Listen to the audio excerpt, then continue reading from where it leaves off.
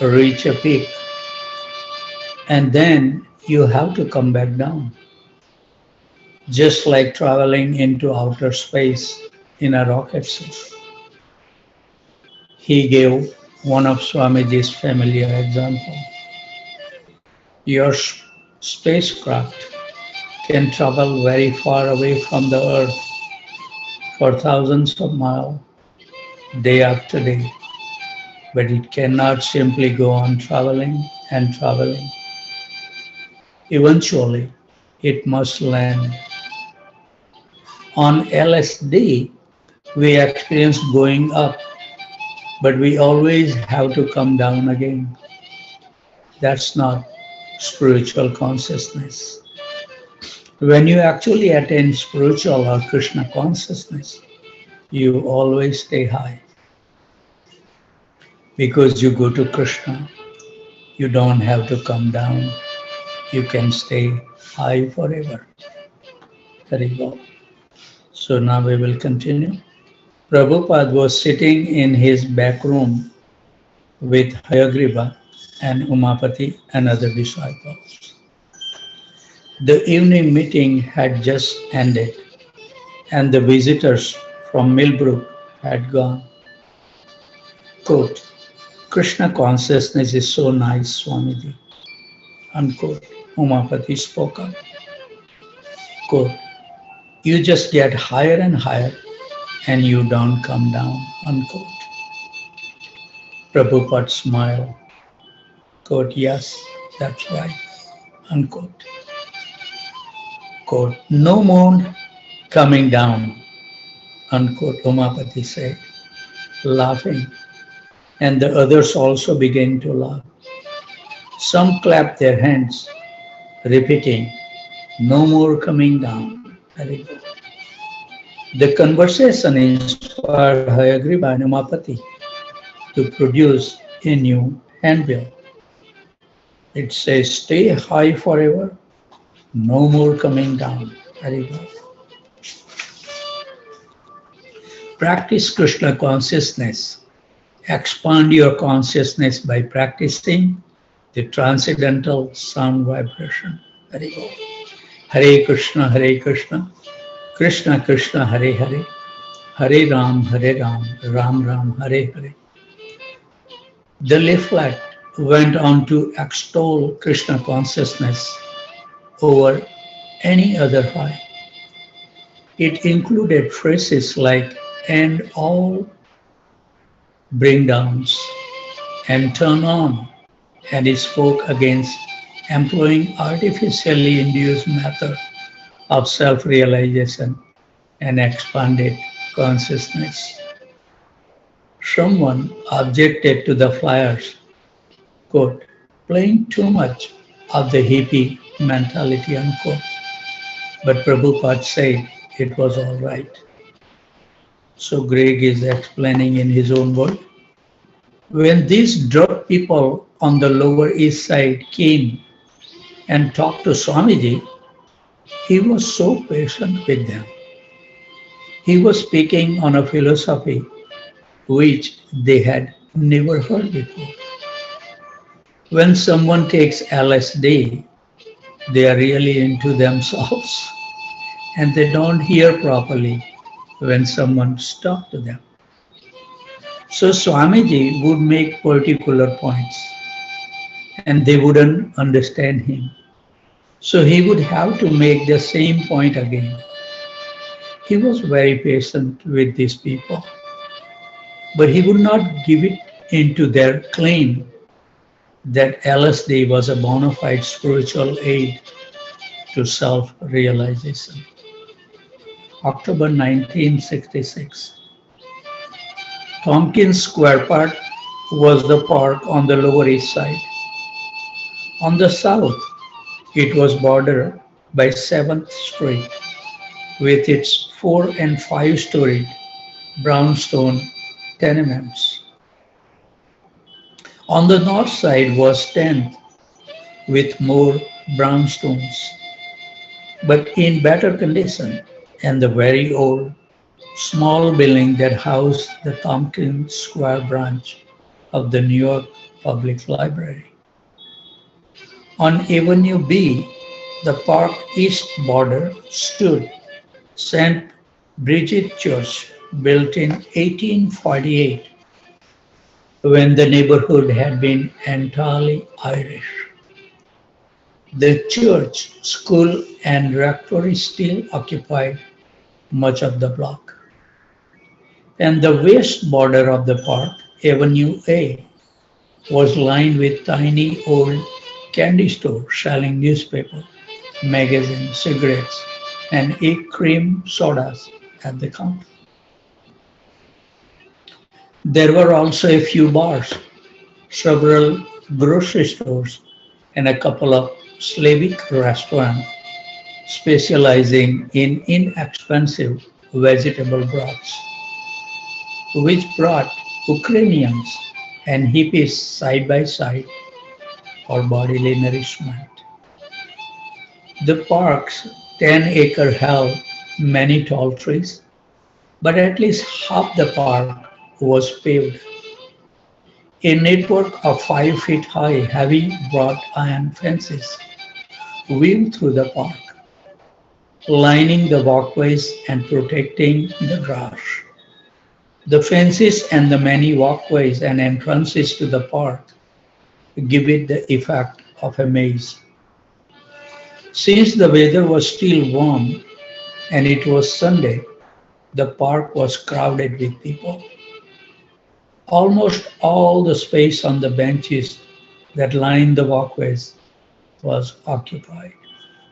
There were old people, mostly Ukrainians, dressed in outdated suit and sweaters, even in the warm weather, sitting together in clans, talking. There were many children in the park also, mostly Puerto Ricans and the black, but also fair-haired, hard-faced slum kids racing around on bikes or playing with balls and frisbees. The basketball and handball courts were mostly taken by the teenagers, and as always, there were plenty of loose running dogs. A marble miniature gazebo, 4 pillars and a roof, with a drinking fountain inside, was a remnant from the old days, 1891, according to the inscriptions.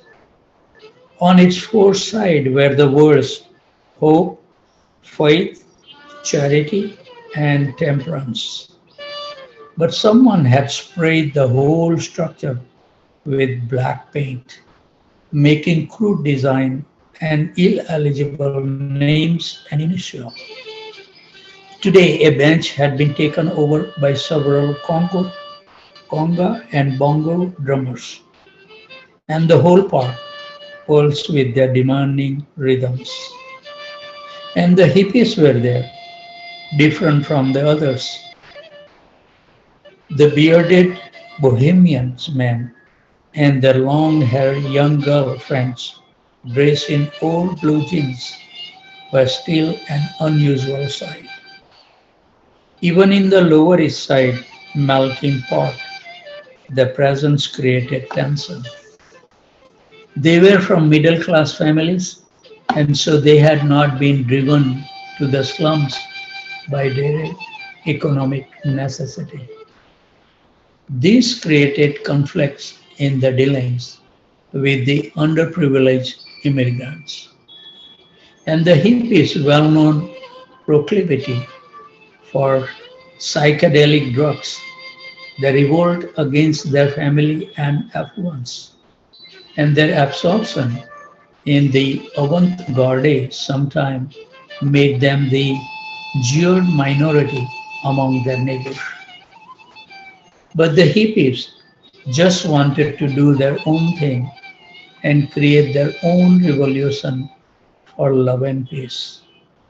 So usually they were tolerated, although not appreciated.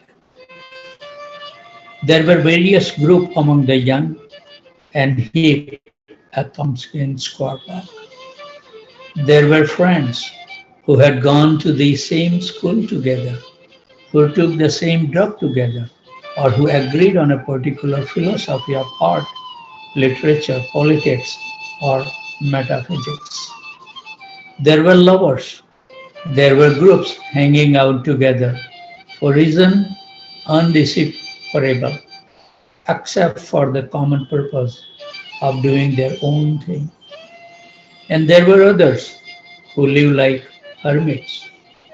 A loner would sit on a park bench, analyzing the effects of cocaine, looking up at the strangely rustling green leaves of the trees and the blue sky above the tenements, and then down to the garbage at his feet, as he helplessly followed his mind from fear to illumination, to discuss, to hallucination, on, until after a few hours the drug began to wear off and he was again a common stranger.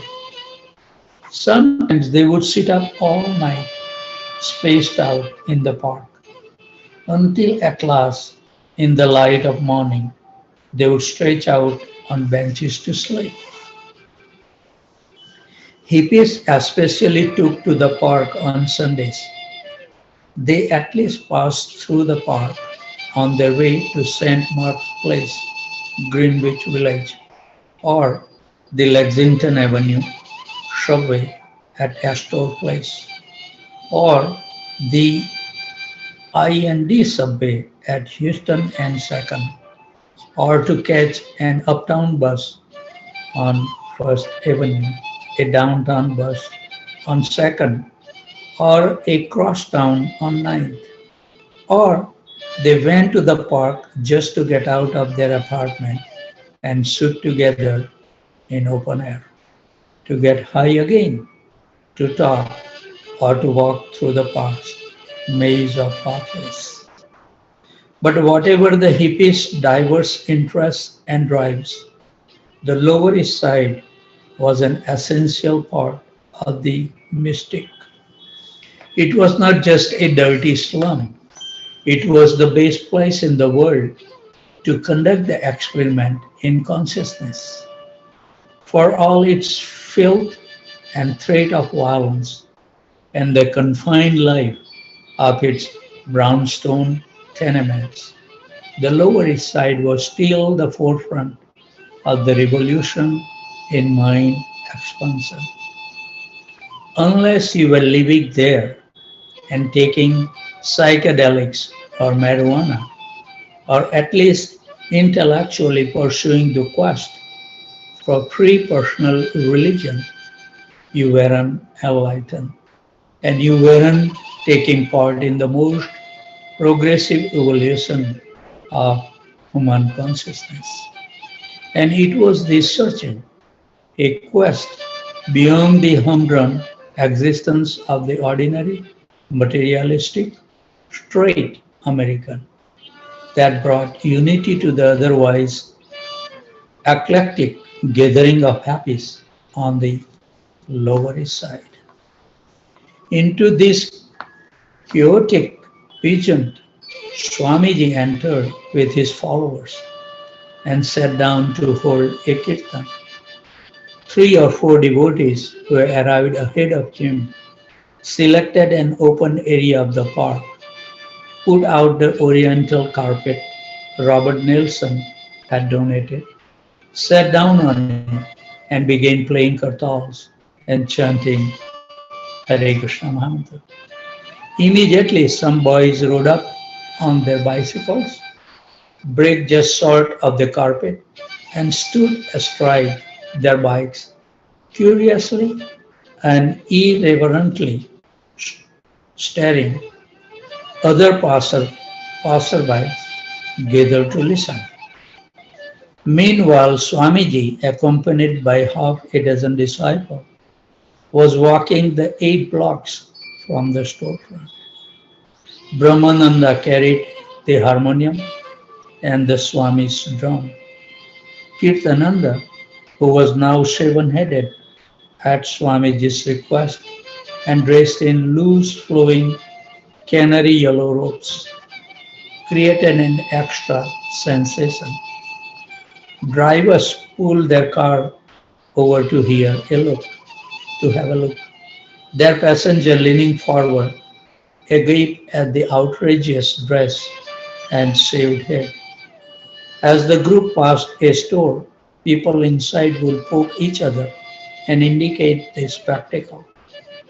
People came to the windows of their tenements, taking in the Swami and his group as if a parade were passing. The Puerto Rican tough guys especially couldn't restrain themselves from exaggerated reactions. Hey Buddha, they taunted. Hey, you forgot to change your pajamas. They make shrill screams as if imitating Indian war whoops they have heard in Hollywood westerns.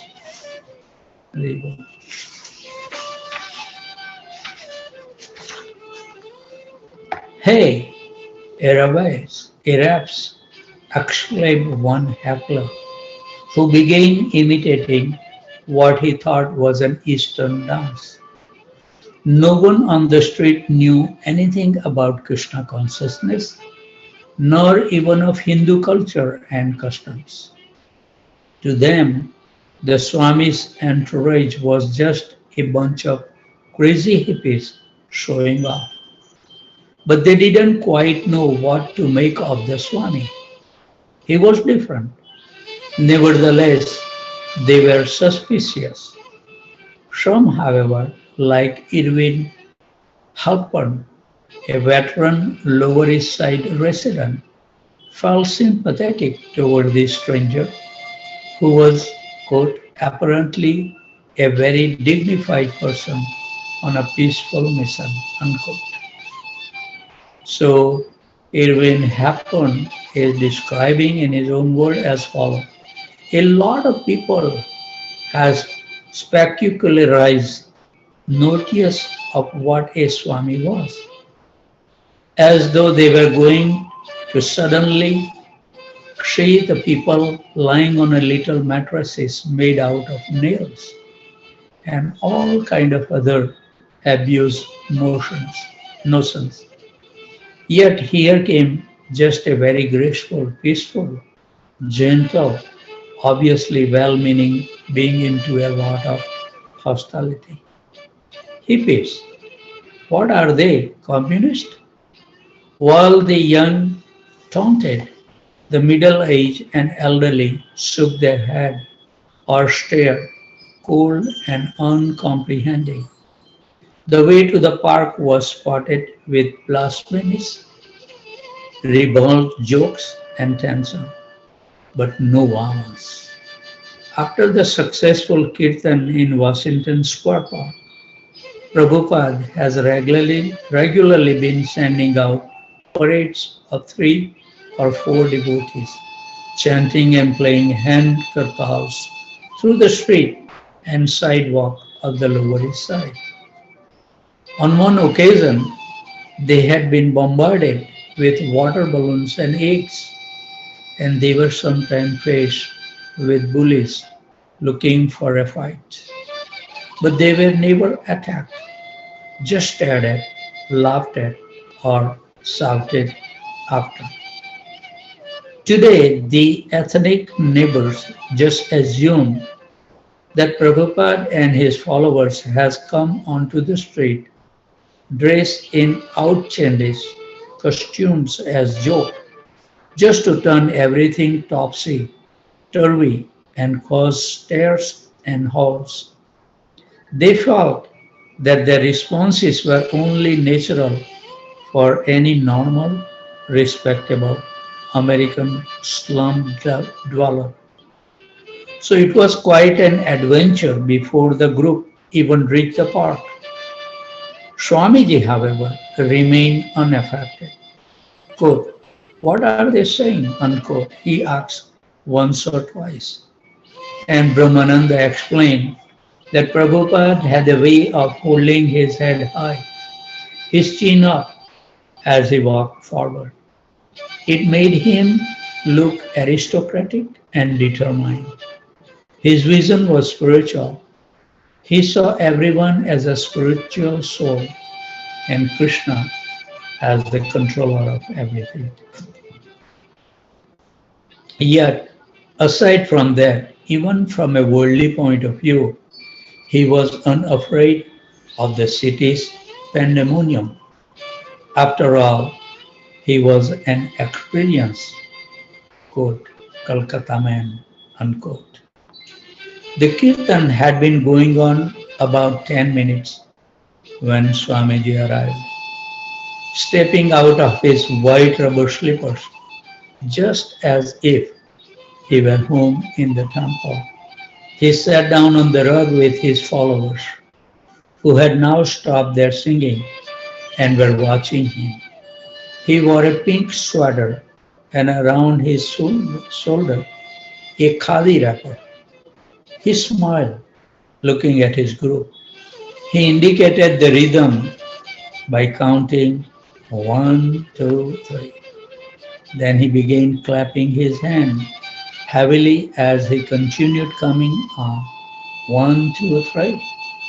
His hands heavily as he continued coming. The kartals followed, at first with wrong beats, but he kept the rhythm by clapping his hands, and then they got it. Clapping hand, clashing kartals artlessly to a slow, steady beat. He began singing prayer that no one else knew. Vande Aham Shri Guru, Shri Yutapada Kamalam, Shri Gurum Vaishnavanscha. His voice was sweet like the harmonium, rich in the nuisance of Bengali melody. Sitting on the rug under a large oak tree, he sang the mysterious Sanskrit prayer. None of his followers knew any mantra but Hare Krishna. But they knew Swamiji, and they kept the rhythm, listening closely to him while the trucks rumbled on the street and the Congo drums pulsed in the distance. As he sang Shri Rupam Shagrajatam, the dogs came by. Kids stared. A few mockers pointed fingers. Quote, hey, who is that priest man? Unquote. But his voice was a shelter beyond the clashing dualities. His voice went on ringing kartals while he sang alone. Sri Radha Krishna Padam. Prabhupada sang prayer in praise of Srimati Radharani's pure conjugal love for Krishna, the beloved of the gopis. Each word passed down for hundreds of years by the intimate associates of Krishna was saturated with deep transcendental meaning that only he can understand. Sahagana Lalita Sri Vikasa Visanka Kanscha. They waited for him to begin Hare Krishna, although hearing him chant was exciting enough. More people came, which was what Prabhupada wanted. He wanted them chanting and dancing with him, and now his followers wanted that too. They wanted to be with him. They had tried to gather at the UN, Anand Ashram, and Washington Square. It seems that this would be the thing they would always do. Go with Swamiji and sit and chant. He would always be with them chanting. Then he began his mantra, Hare Krishna, Krishna Krishna, Hare Hare, Hare Ram, Ram Ram, Hare Hare. They responded, too slow and muddled at first, but he returned it to them again, singing it right and triumphant. Again they responded, gaining heart, ringing kartals and clapping hands. 1, 2, 3, 1, 2, 3. Again he sang it alone, and they stayed, hanging closely on each word, clapping, beating kartals, and watching him, looking back at them from his inner concentration. His old age wisdom, his bhakti, and out of love for Swamiji, they broke loose from their surrounding and joined him as a chanting congregation. Swamiji played his small drum, holding its strap in his left hand, bracing the drum against his body, and with his right hand playing intricate mridanga rhythms. Hare Krishna, Krishna Krishna, Hare Hare, Hare Ram, Ram Ram, Hare Hare. He was going strong after half an hour, repeating the mantra, carrying them with him as interested onlookers gather in greater numbers. A few hippies sat down on the edge of the rug, copying the cross-legged sitting posture, listening, clapping, trying the chanting, and the small inner circle of Prabhupada and his followers grew as gradually more people joined. As always, his kirtan attracted musicians. Irving Halpern described in his word, I make flutes and I play musical instruments. They are all kind of different instruments that I make. When the Swami came, I went up and started playing, and he welcomed me. Whenever a new musician would join and play their first note, he would extend his arms. He would be as though he had stepped up to the podium and was going to lead the New York Philharmonic. I mean, there was this gesture that every musician knows. You just know when someone else wants you to play with them and feels good that you are playing with them. And this very basic kind of musician communication was there with him. And I related to very quickly, and I was happy about it. What time is it? 6:40. Okay. Lone musicians were always loitering in different parts of the park, and when they heard they could play with the Swamiji's chanting and that they were welcome, then they began to come by one. A saxophone player came just because there was such a strong rhythm sections to play with. Others, like Irvin Halpern, saw it was something spiritual with good vibration. As the musicians joined, more passerbys were drawn into the kirtan. Prabhupada had been singing both lead and chorus, and many who had joined now sang the lead part also, so that there was a constant chorus of chanting. During the afternoon, the crowd grew to more than 100, with a dozen musicians trying with their congos and bongo drums, bamboo flutes, metal flutes, mouth organs, wood and metal clackers, tambourines and guitars to stay with the Swamiji. So Irvin Halpern is explaining in his own word this incident. The park resounded. The musicians were very careful in listening to the mantras. When the Swami sang Hare Krishna, Krishna Krishna, Hare Hare, Hare Ram, Ram Ram, Hare Hare, there was sometimes a Krishna, a tripling of what had been a double syllable. It would be usually on the first stanza, and the musician really picked up on it. The Swami would pronounce it in a particular way, and the musicians were really meticulous and listened very carefully to the way the Swami would sing.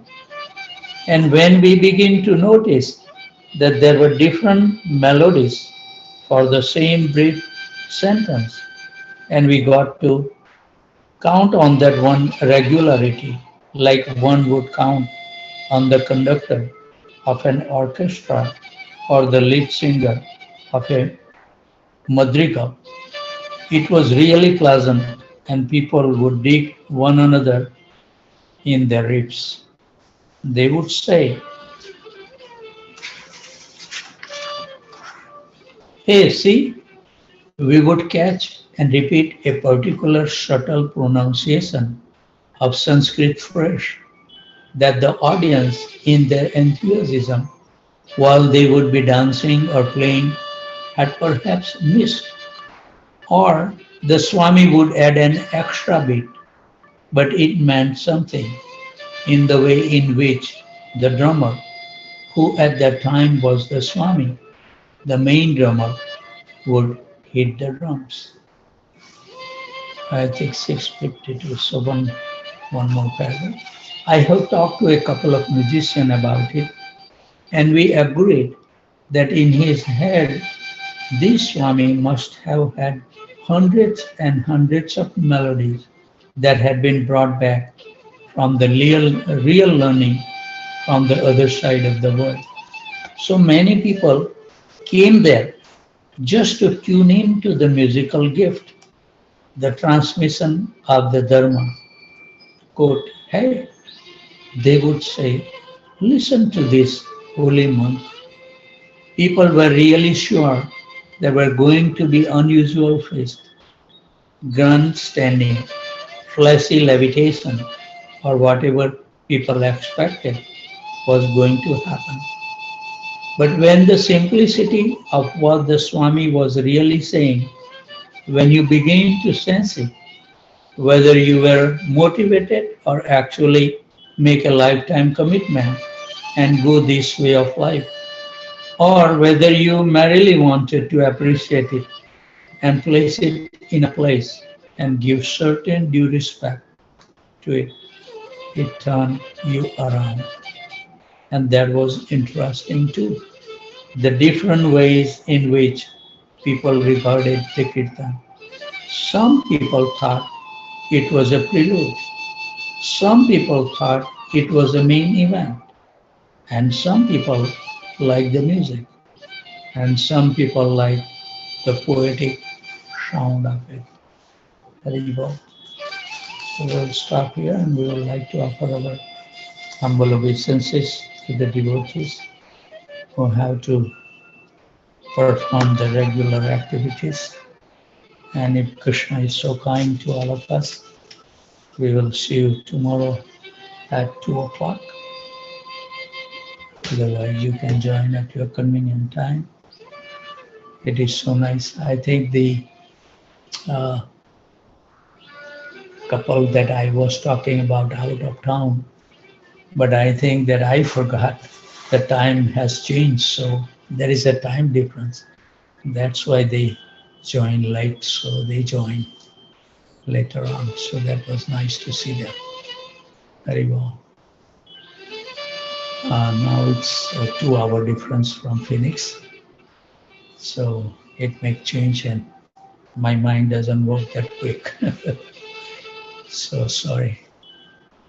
Uh, Anybody has any question, comment, correction, chastisement? Uh, Today it was very nice. I think for the benefit of those who join later on. Let me see if I can find again.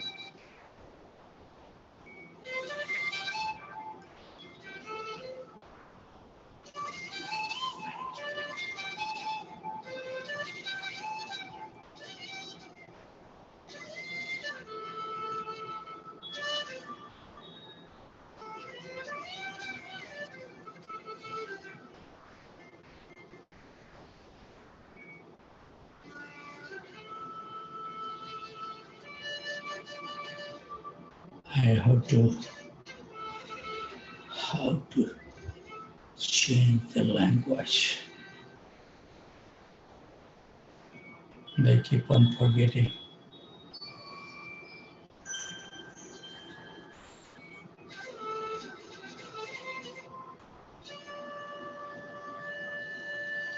Hmm.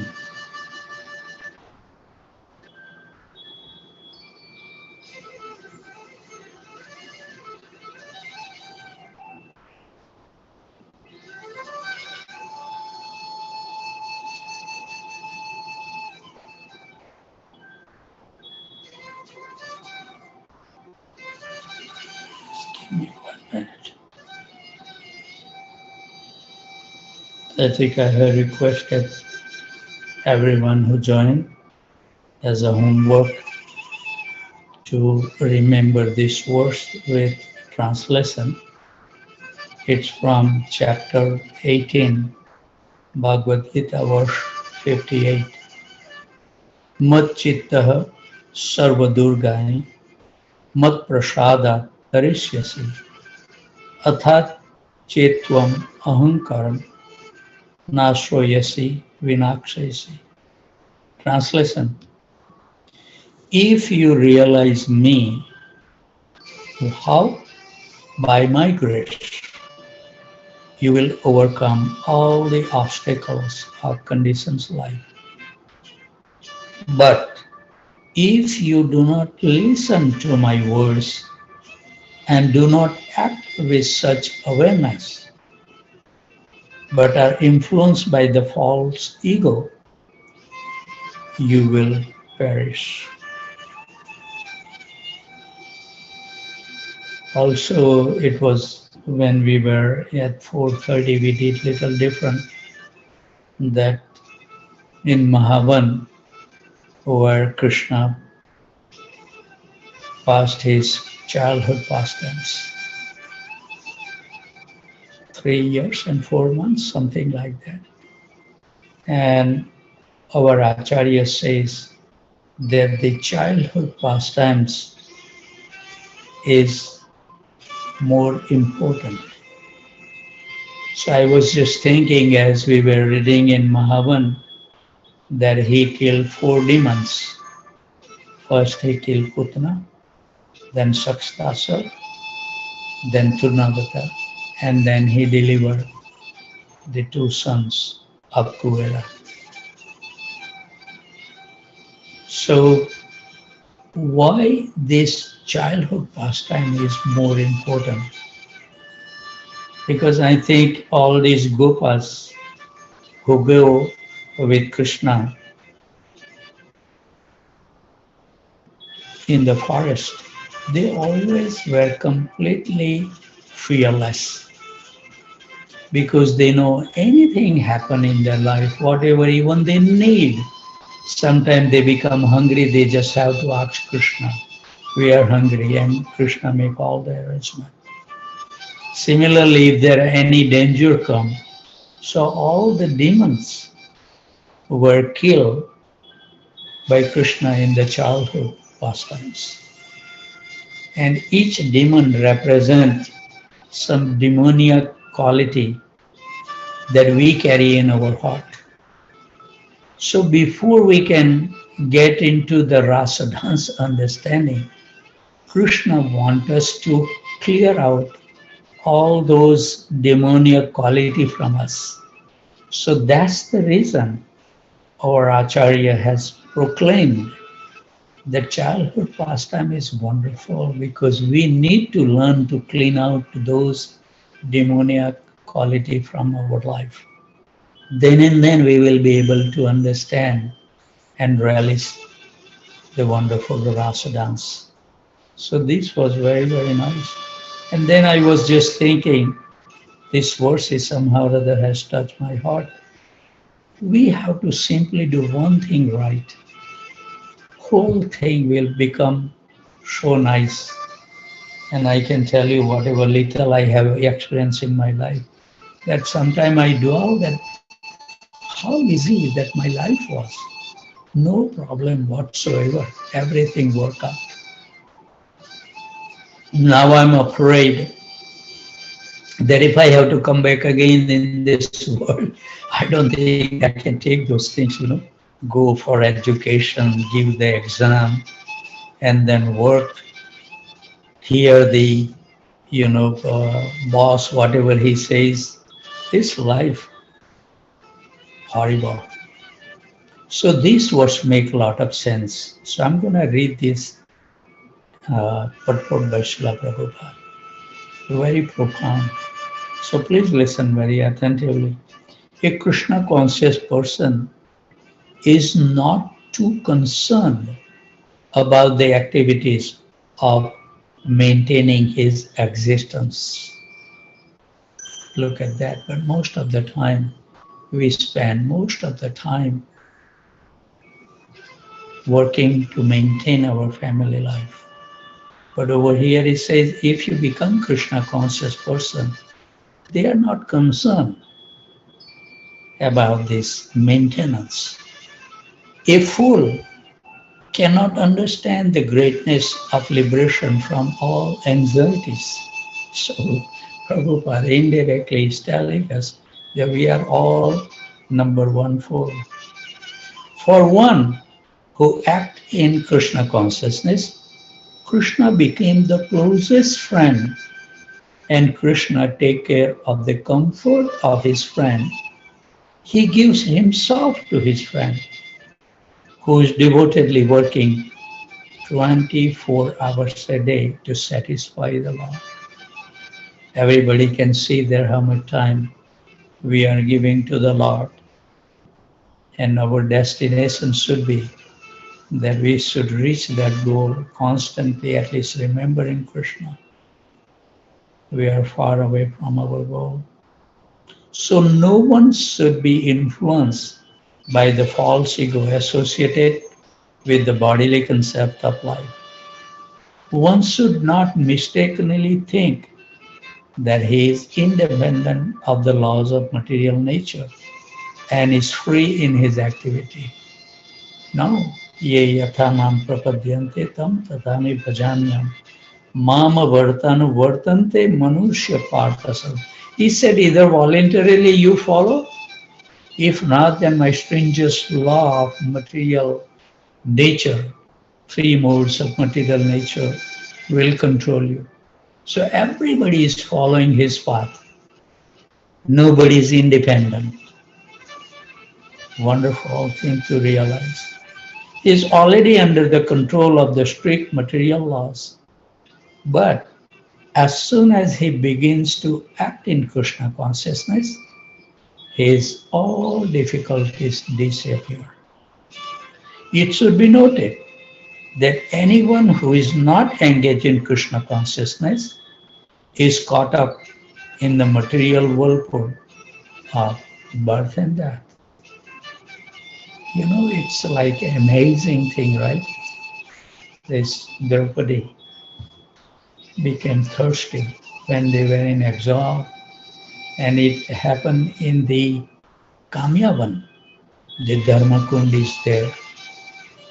And first Sahadev went, Nakul went, Arjuna went, Bhima went, and there was a prophecy coming from the sky that you have to answer this question before you can take this water. And if you cannot answer, don't touch the water. And if you will try to touch the water, you have to leave your body. So all four sons of the Pandava died. Question was, ahani ahani bhutani gachanti ma yamalayam shresha stavram icchanti kim ascharya atah param. That every living being is seeing their forefathers, their father, relative, friends is living this world. But Shesha Stavram Icchanti, who has not yet died, they want to remain fixed. They don't want to die. What an amazing thing. How much illusion we are. Just think about it. You know, a lot of the time when we say, oh, this person died, he was 94-year-old. Then we take it, oh, I'm only 76, so I have some year left. When we hear about somebody died 12-year-old, we never think that Krishna has given me 64 years of the bonus years that I should have used in his service. We don't think like that. So as soon as we begin to act in Krishna consciousness, all this difficulty disappear. And you know the amazing thing, Krishna, whatever he says in the Bhagavad Gita, not a one thing we can prove that he has not said truth. Everything is true. Satya. It should be noted that anyone who is not engaged in Krishna consciousness is caught up in the material world full of birth and death. And you know, so many pieces of life we go through, but we never learn the lesson. Only in this life we can deliver our soul. That's the only reason we have been awarded this beautiful body to serve the divine couple. Actually, no conditioned soul knows this is far out. What should be done and what should not be done. What we have to do, we don't do. And what we don't have to do, we engage very nicely. We manage it nicely. Who doesn't go to the work late? You tell me. Nobody goes late to the work. They are so punctual. But when it comes to the devotional life, we cannot fix our mind because our mind work in the material realm. So we are doing totally opposite. So whatever we are doing, the best thing to become Krishna consciousness is whatever activity do, reduce it and increase the activity in service of Krishna. And it says finally, actually no conditioned soul knows what should be done and what should not be done. But a person in Krishna consciousness is free to act because everything is suggested. This is important. If you become Krishna consciousness, it says that you become free to act because everything is suggested from within by Krishna through our heart. He is the Chaitya Guru and confirmed by our spiritual master. What a nice, I think 1858. I will ask you to recite this verse. I think we should always remember one thing we do right, otherwise our life will be loitering like anything. And we will, at the time of death, we will really feel horrible. That pain is unbearable. Vrajeshwari Priyamataji, I was asking you how long do you need the time so we can plan maybe tomorrow. That's for your realization through this Braj Mandala visit. That's what my question Oh, was, I that how much time do you need? oh I So can you do dwell it on it now. and you text me. Oh, okay. Otherwise, I was going to do it now. Or you, but you know, now is only 30 Okay. Okay, degrees. no problem. We can do around uh, just before 4:30. You let me know how many minutes you need. Yeah. It should be brief, but it should have some point in your realization and what it has changed your life that we Sure. would like to say. Right? Yes, Prabhuji. Not tomorrow, Prabhuji, because tomorrow is Gaur Purnima, so I will go to the temple. Okay. Maybe, Yeah. So we yes. will do on other day. Friday we will do. Yes, Friday. Yes, Prabhuji. Thank you. Okay. Thank you very much, everyone. Please dwell on those thoughts, what we discuss, because we have to keep on hammering our mind constantly so then we can control the thoughts that pass through our mind. Because we will be in the future, whatever the thoughts is passing through in our mind at the present time. So if we are not thinking to improve our devotional life, it will never happen, and you will see that. So this is the gift Chaitanya Mahaprabhu has came to give us. They are so kind. Krishna is very kind, as I was saying, that he gave this sarva dharmam parityaja mamekam sharanam vaja. But when he left the world, he thought, well, I tell them to surrender to me, but I haven't shown them how to surrender. So he is so kind that he came as a Chaitanya Mahaprabhu, Krishna himself, but to show practically how we can develop the bhakti in our life. So Chaitanya Mahaprabhu is so kind to all of us, and he has given Hari Nam, Hari Nam, Hari Nam, Eva Kevalam, Kalova Nasteva, Nasteva, Nasteva Gatiranyata. Just chant the holy name, holy name, holy name, and your soul will be get delivered. And Chaitanya Mahaprabhu write only 8 verses, Sristastika, and that's related to everything about the holy name.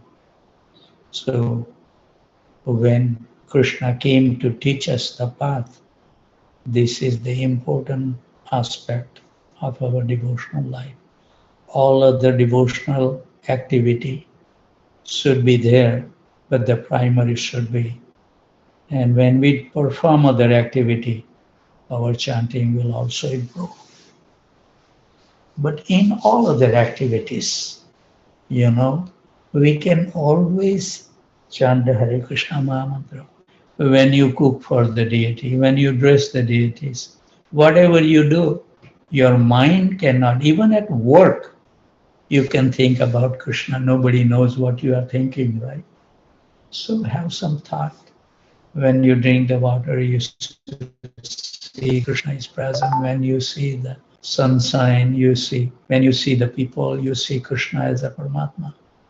Every living being has Krishna's presence, so how can we forget him? So we have to keep on remembering, because essence of everything is always remember Krishna and never forget him. How we can do, how we can make up our life to achieve the goal is individual path. According to our nature, we have to find our own way, but somehow or other we have to reach the goal. And this is what our human form of life is. And I think I'm so happy that so many devotees are joining, supporting each other, because I don't think that we started, almost now 6 years. And if we have not started, I don't think that at least I have become that fixed. If I have become little fixed, I'm not saying that I have become fixed, but whatever little advancement I made because of this program, that at least we have to be up. There is no other priority in the life.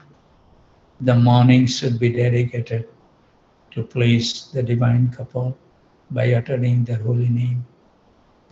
And their holy name is so sweet. You don't want to stop, because somehow or other, I don't know, but it gives so much assurance, so much wishful in your mind and heart, that even if we have to leave this world at the moment, we won't be deprived of anything just by remembering the holy name. You will be totally peaceful. You know that Krishna always takes care of his devotees. So this is the great boon. As we keep on chanting, more and more realization, more and more interactions will come, as so many self-realized share their view, that you can see Radha and Krishna face to face. So this is the goal of our life, that constantly we should be able to see the divine form. And when we see that Krishna divine form, it's vanquish and take it out all this anxiety from our life, because his lotus feet, our Acharya says, is billions of lotus flowers, worlds of the lotus flower. That's what the lotus feet of Krishna is. So soft. And when I heard that, one Acharya says that Krishna get 3-fold bending, because his body is so soft that when he holds the flute, it cannot carry the flute, so his body gets bended. How smooth and delicate body of Krishna would be. And that's the reason the gopis always think that he may not get the thorn in his feet. His feet are so short because they have experienced it. Krishna is so kind. So let's pray that we can get the mercy of the Brajvasis and always reside in Braj, remembering some transcendental pastime happened. When we visit those places, we should remember. Who remember in sequence where we start? Who can say all 12 forests in the sequence that we do Braj Mandala Parikrama? Who remember? Prabhuji, Hare Krishna. Hari Bol. Vrindavana, Yes. Madhuvan, Yes. Talvan, Uh-huh. Kumudvan, Uh-huh. Bahulavan, Uh-huh. and Kamyavan, Bhandirvan. Mm-hmm. And then Not Yamuna Bandirva. cross Not Kamyavan, Bandirva. no, Huh? uh, Vrindavan, Madhuvan, Talvan, Uh-huh. Kumudvan, Bahulavan, Uh-huh. Kamyavan. Uh-huh. 1, 2, 3, 4, 5, 6, That's 7. fine. One more left. Which one is that? That is I don't remember. And on the east side of Yamuna River. yeah, What you east mentioned. side and west side. No. The east side you miss one. That should be I don't seven. remember. After Kamya one, which one come? Kamya one, I don't remember. Khandir one. Khandir one. Yes. And Bhadravan, Bandir one, Mm-hmm. Bel one, Uh-huh. Loha one, Uh. Mahavan, and one left. I don't remember. No, these are only five you already mentioned. Okay. On the west side of the Yamuna is five that belongs to Balram. Balram, yeah. On the east side belongs to Krishna, the seven. Krishna. Right. But Okay. thank you. Thank you, Prabhuji. You did good, Mate. Thank you very much. So with those thoughts, always remember this Vrindavan. Remember all the forest. Remember one or two pastime in each forest. Build up your library. So when you become so sick that you won't be able to read or anything, nobody is there to even read anything, you can dwell on those pastimes, remembering different forests of Vrindavan. We should build up our inventory as we have the time to do it. Otherwise, what we will do when we become, you cannot read, you cannot hear, what can you do? You have to train ourselves in all circumstances that we can relish these wonderful pastimes of Radha and Krishna in Brajram. So start with 1 Vrindavan. There are so many wonderful pastimes happen. Just start with one, then go to these Madhuban. Madhuban is a beautiful forest, very small but very sweet. I like it. I don't want to leave from there. It's so peaceful. Even the dirt in Madhuban is so cool and nice. And the trees are, a lot of the trees I embrace in Madhuban because they are so huge and they have witnessed all the wonderful pastimes of Radha and Krishna. And then go on to Talavan and